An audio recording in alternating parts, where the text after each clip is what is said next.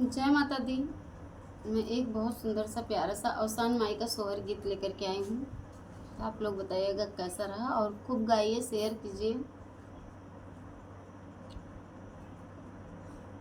भोरही में अंगना लिपाए तो असना बिछाए तो असना बिछाए नी हो ससुआ जुई है अवसान माई तो गोतिनी बोलावा तो गोतिनी बोलावा हो ससुआ जुई है अवसान माई तो गोतिनी बोलावा तो गोतिनी बोलावा हो लहुरी नदिया बोलाए तो अरज सुनाए तो अरज सुनाए नियो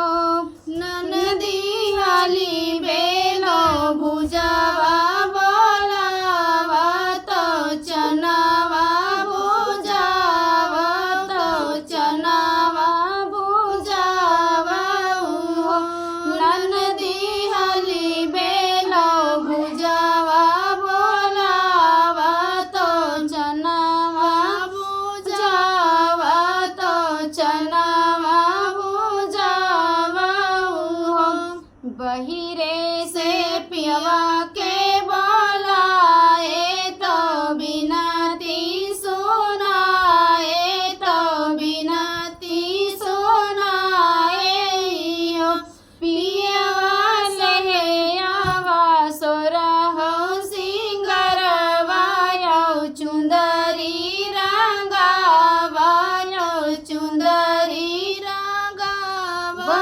हो पिया सोलहो सिंगरवा लियावा तो चुंदरी रंगावा तो चुंदरी रंगावा हो बेदिया पे बैठिया सनी मैया सेवका निहारई सेवका निहारई हो सेवका एक मांगन कुछ मांगऊ हई हम देबै हई हम देबै हो सेवका एक मांगन कुछ मांगऊ हई हम देबै हई हम देबै हो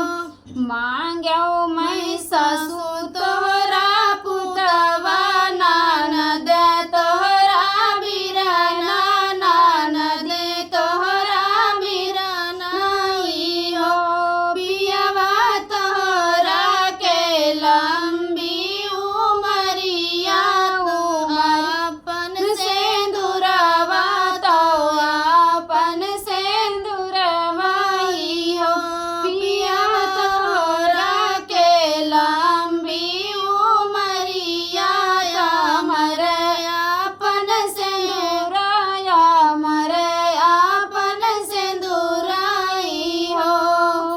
बोल दो सानी मैया की जय।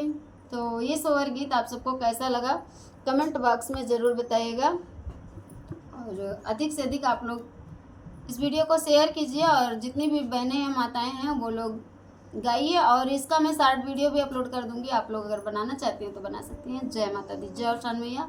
माता रानी सबकी मनोकामना को पूर्ण करें, सबका सुहाग अमर करें, सबकी गोदी हरी में जो है लाल खेलें और बारी फुलवारी हरी भरी रखें। जय अवसान मैया की।